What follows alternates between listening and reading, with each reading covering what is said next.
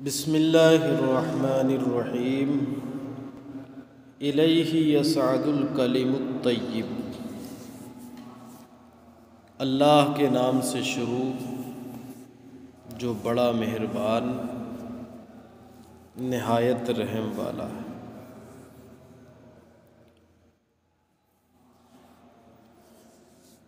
یہاں سے مصنف کی اصل کتاب تنقیح الاصول کا آغاز ہو رہا ہے، تو یہ خط کشیدہ انڈر لائن جو عبارت آپ کو دکھ رہی ہے، یہ تنقیح الاصول کی عبارت ہے جو مصنف ہی کی تصنیف ہے اور شرح بھی انہی کی ہے۔ شرح التوضیح فی حل غوامض التنقیح، اسی پر علامہ سعد الدین تفتازانی نے بھی تشریح کی ہے، انہوں نے بھی شرح لکھی ہے جس کا نام تلویح ہے۔ الیہ یصعد الکلم الطیب، اسی کی بارگاہ میں متوجہ ہوتے ہیں، اسی کی طرف صعود کرتے ہیں پاکیزہ کلمات۔ الیہ میں ہو ضمیر کا مرجع اللہ تبارک و تعالی ہے۔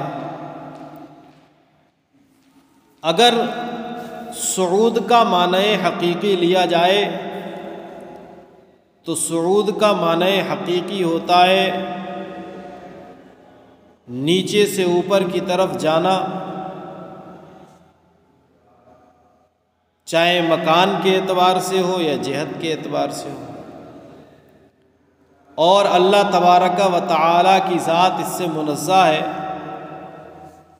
تو یہاں پر صعود سے استعارتاً توجہ مراد لی گئی ہے کیا؟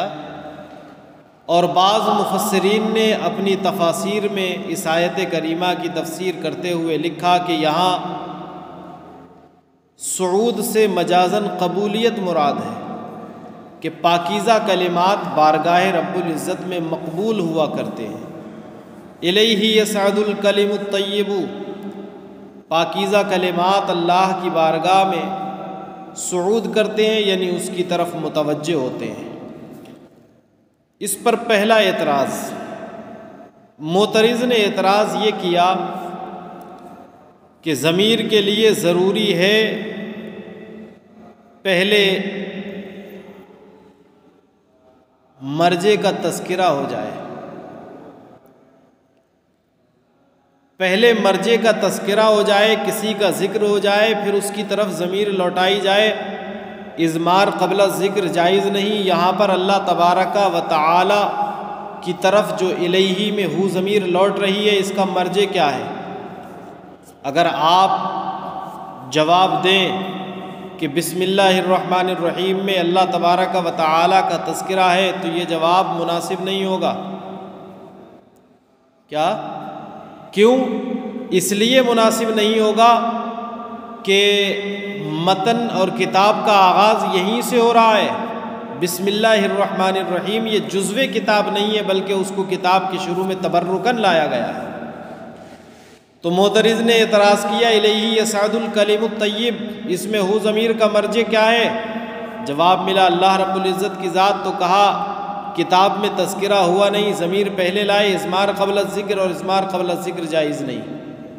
اس کا جواب شارح نے خود اعتراض کیا اور خود ہی اس کا جواب دے رہے، افتتح بالضمیر قبل الذکر لیدل علی حضورہ فی الذہن،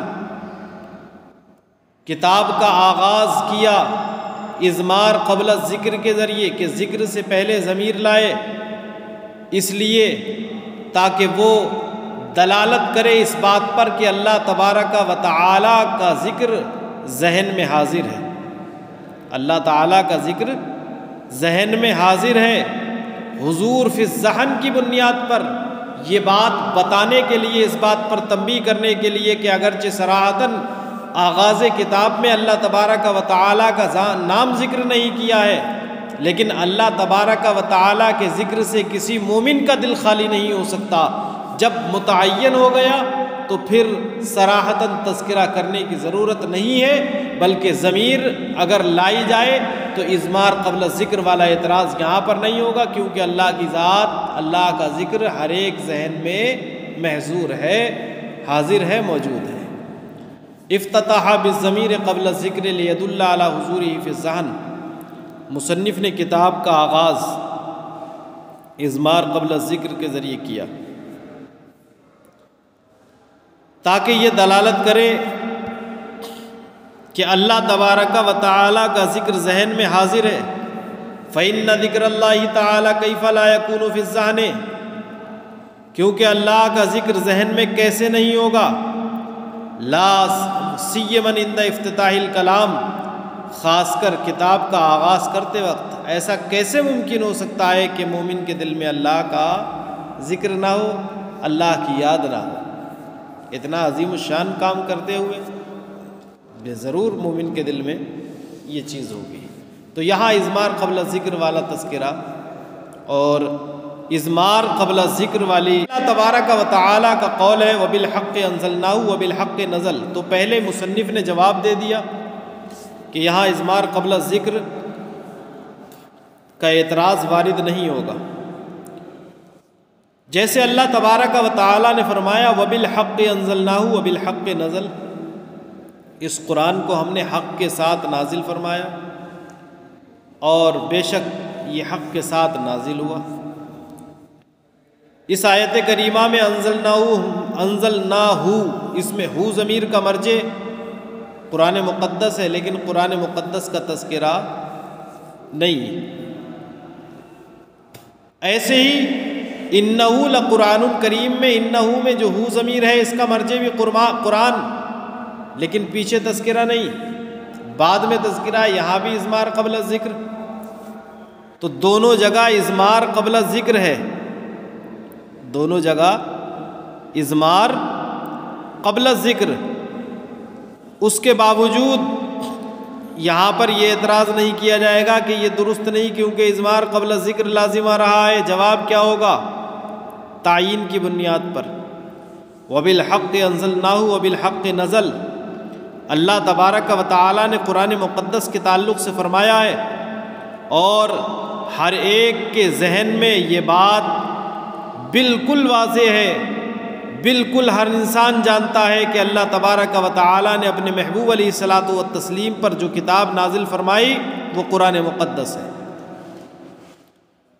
وہ کیا ہے؟ قرآن مقدس ہے۔ تو وَبِالْحَقِّ أَنزَلْنَاهُ وَبِالْحَقِّ نَزَلَ، یہاں بھی قرآن مقدس میں اضمار قبل ذکر ہے، وَبِالْحَقِّ أَنزَلْنَاهُ وَبِالْحَقِّ نَزَلَ، اس کے باوجود اس پر کوئی اعتراض نہیں ہے۔ کیوں؟ حضور فی الذہن کی بنیاد پر۔ ایسے ہی انہ لقرآن کریم، یہ قرآن مقدس میں اضمار قبل ذکر ہے، لیکن اس میں کمال ہے، کوئی قباحت یا اعتراض نہیں۔ کس بنیاد پر؟ حضور فی الذہن کی بنیاد پر۔ مصنف فرماتے ہیں یہی حال ہماری عبارت کا یہاں بھی ہے، الیہ یصعد الکلم الطیب، ہم نے اضمار قبل ذکر کا جو آپ نے اعتراض کیا کہ آپ نے ذکر سے پہلے ضمیر بیان کر دی، اس کی ہم نے ایک وجہ تو یہی بیان کی کہ اللہ کا ذکر ہر مومن کے دل میں حاضر رہتا ہے، موجود رہتا ہے، خاص کر اتنی عظیم کتاب لکھتے وقت۔ دوسری بات، ہم نے قرآن مقدس کی آیت کریمہ کو من وعن ذکر کر کے اس سے تبرک حاصل کرنے کی بھی کوشش کی ہے، تاکہ تبرک بھی حاصل ہو جائے کہ قرآن مقدس کی آیت کریمہ سے آغاز کتاب ہے۔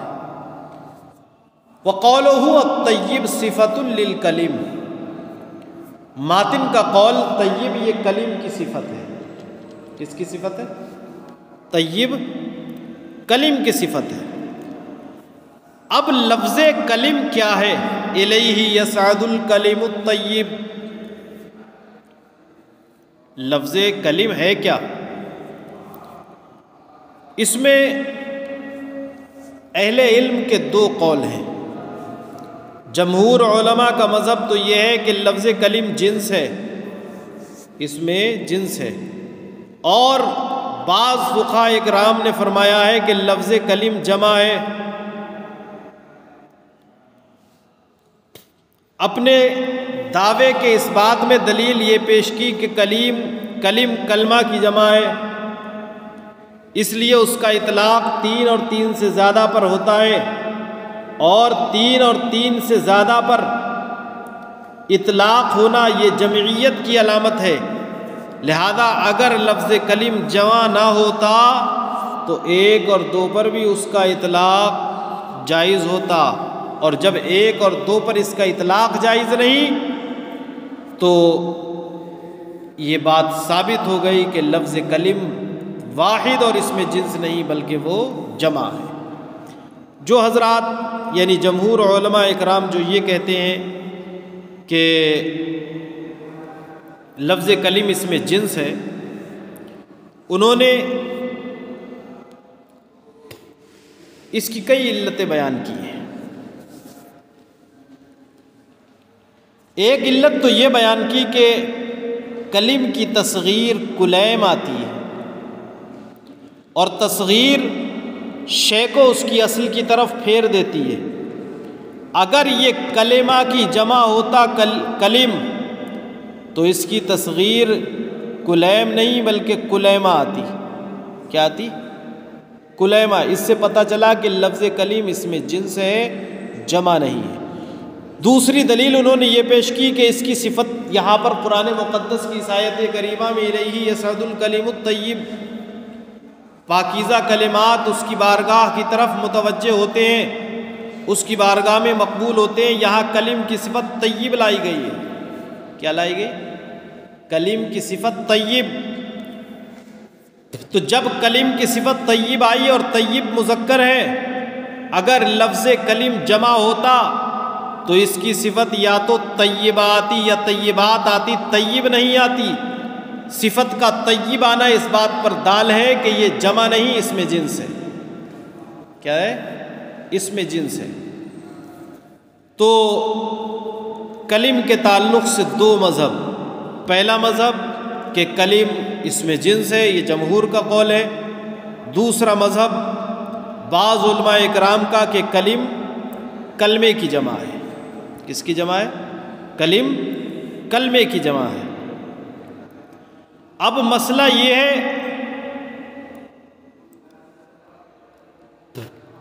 کہ لفظ کلم اگر اس میں جنس ہے، کیا ہے؟ تو اس کا اطلاق 1 پر بھی ہونا چاہیے تھا، 2 پر بھی ہونا چاہیے تھا، 3 پر بھی ہونا چاہیے تھا، لیکن یہاں پر اطلاق اس کا 2 سے زائد پر ہی ہوتا ہے، 1 اور 2 پر نہیں ہوتا۔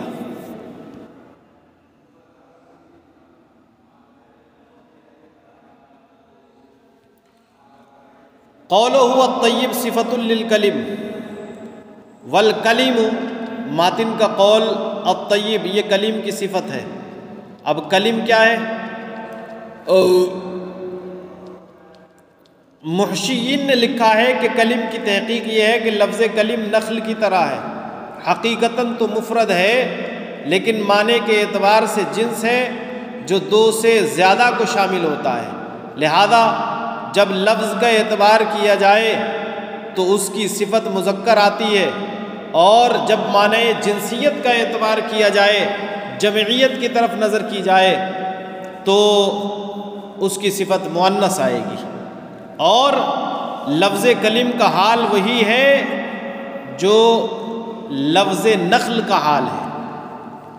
قرآن مقدس میں لفظ نخل دونوں صفتوں کے ساتھ آیا ہے، مذکر اور مؤنث۔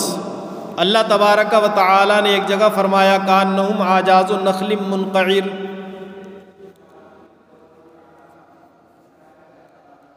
گویا کہ وہ کھجور کے تنے ہیں جو جڑوں سے اکھڑے ہوئے زمین پر پڑے ہیں۔ اور ایک جگہ ارشاد فرمایا کأنہم اعجاز نخل خاویہ، گویا کہ وہ کھجور کے کھوکھلے تنے ہیں۔ اب یہاں پر نخل کی 2 صفت، ایک جگہ منقعر مذکر صفت اور دوسری جگہ خاویہ صفت، ایک جگہ مذکر دوسری جگہ مؤنث، ایک جگہ مذکر اور دوسری جگہ مؤنث، اس لیے مؤنث لائی، ایک جگہ صفت مذکر لائی گئی ہے، دوسری جگہ صفت مؤنث لائی گئی ہے، اس لیے کہ نخل اور نخلا میں فرق صرف تا کے ساتھ کیا جاتا ہے۔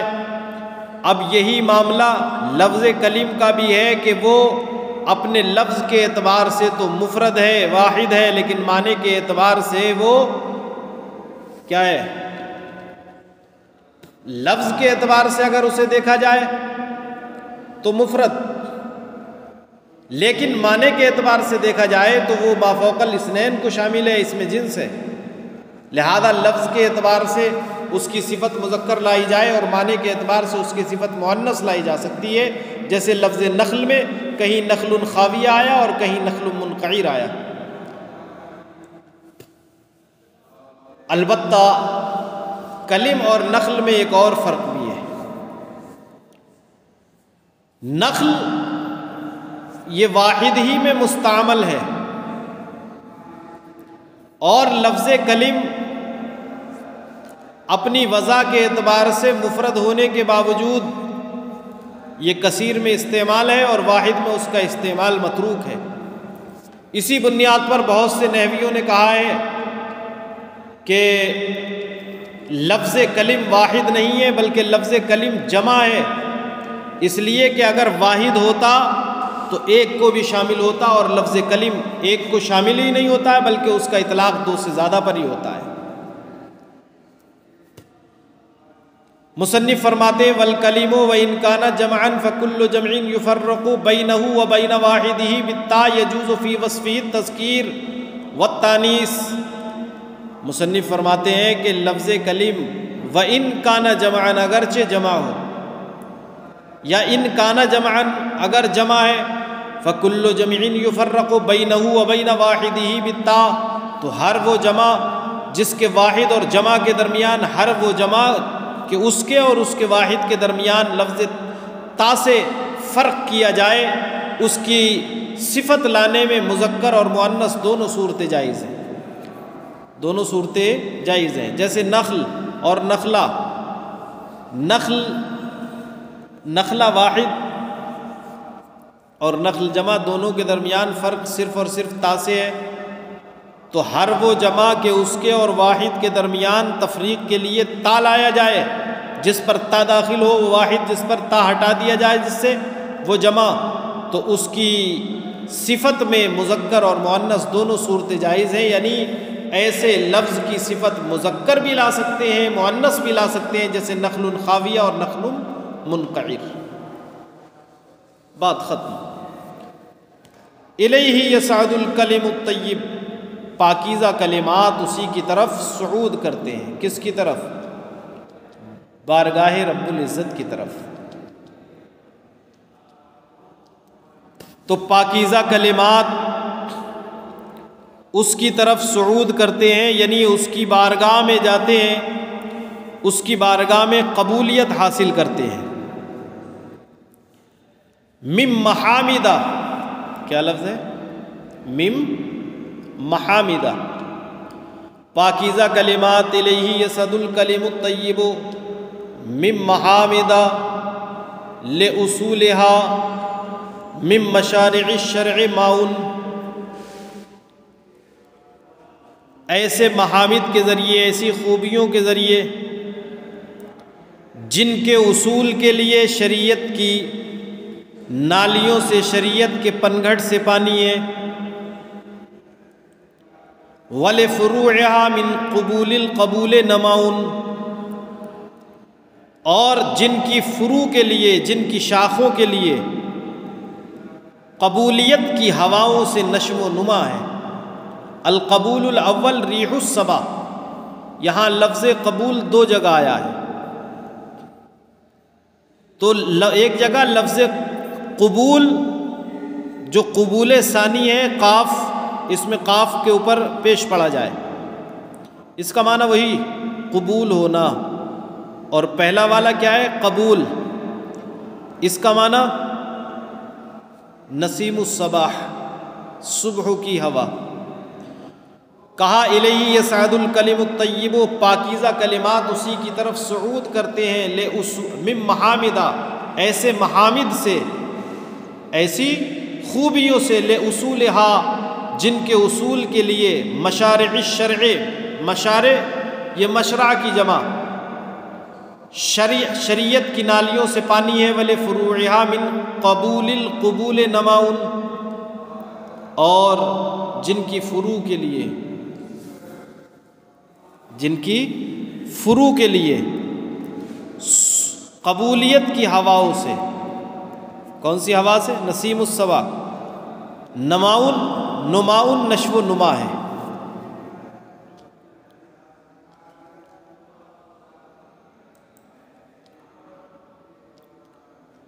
الا ان جعل اصول الشریعت ممہدۃ المبانی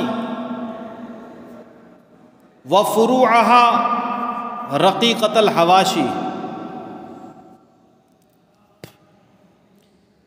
تو الیہ یصعد الکلم الطیب سے اس کا رشتہ جوڑتے ہوئے آپ پڑھیں گے کہ اللہ کی بارگاہ میں پاکیزہ کلمات صعود کرتے ہیں ایسی خوبیوں سے، ایسے محامد سے، جن کے اصول کے لیے شریعت کی نالیوں سے، شریعت کی نہروں سے پانی ہے، اور جن کی فروع کے لیے قبولیت کی ہوا سے نشو و نما ہے۔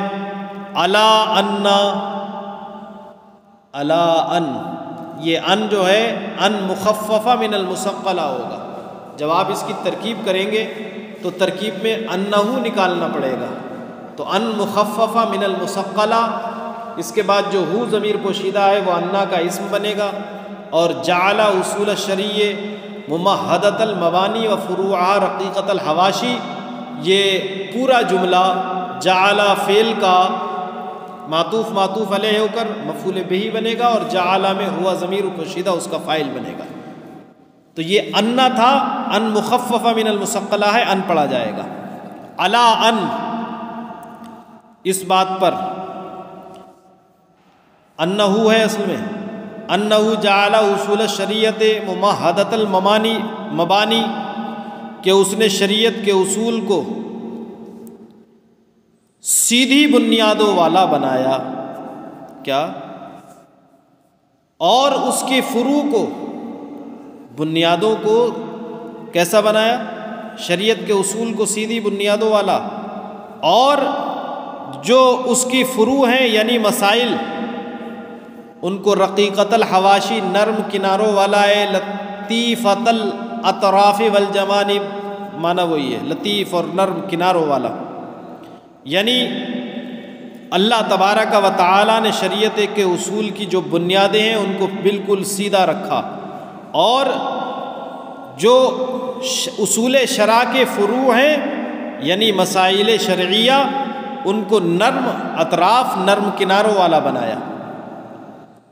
دقیقۃ المعانی، باریک معانی والا، کیا بنایا؟ رقیقۃ الحواشی، نرم کناروں والا اور دقیق معانی والا بنایا۔ بنا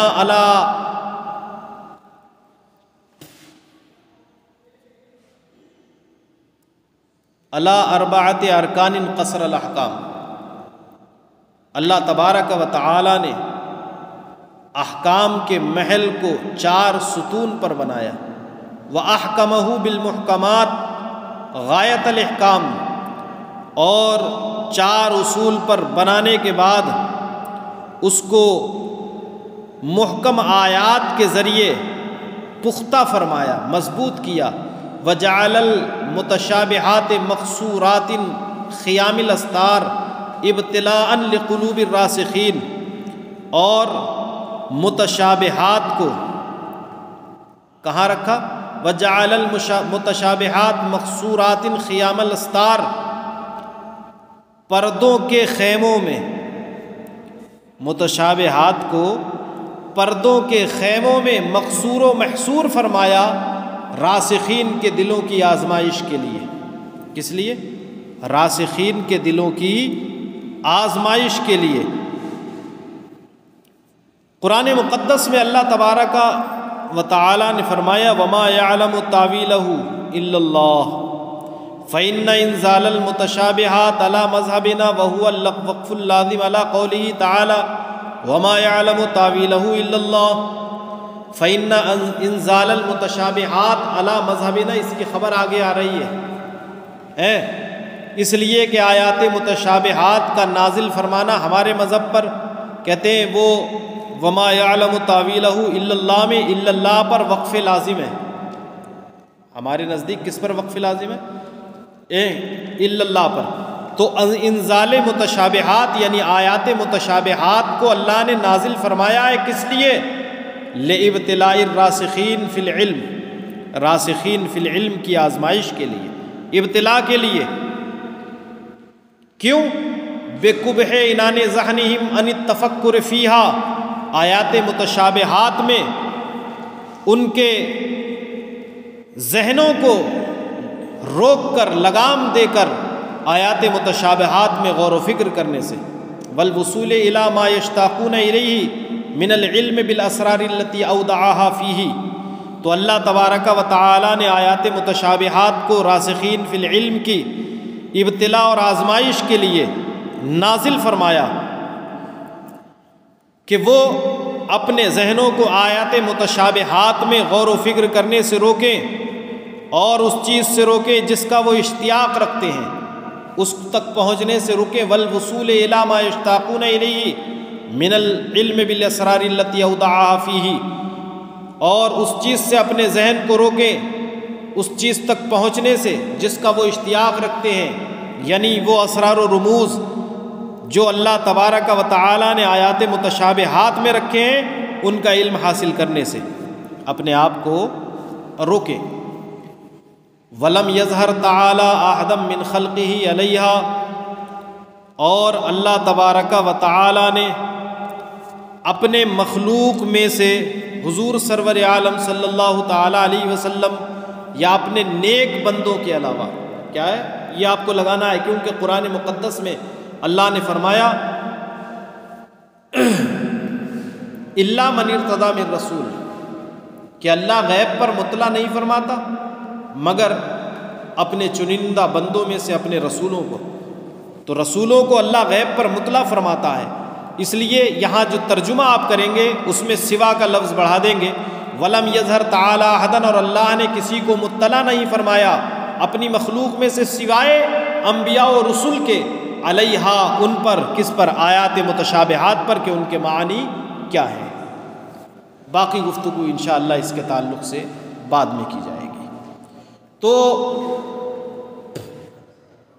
آیات متشابہات جن کے ادراک کا کوئی طریقہ نہ ہو، نہ عقل کے ذریعے نہ نقل کے ذریعے، مثلا حروف مقطعات ہیں، الف لام میم صاد، اور آیات متشابہات وہ آیات ہیں، وہ بعض اوصاف ہیں جن کا تذکرہ قرآن مقدس میں ہوا۔ اللہ نے فرمایا ید اللہ فوق ایدیہم، اللہ ہاتھ سے پاک ہے، یہاں کیا مراد ہے اللہ بہتر جانتا ہے۔ ایسے ہی الوجہ، اللہ کے لیے کیا ہے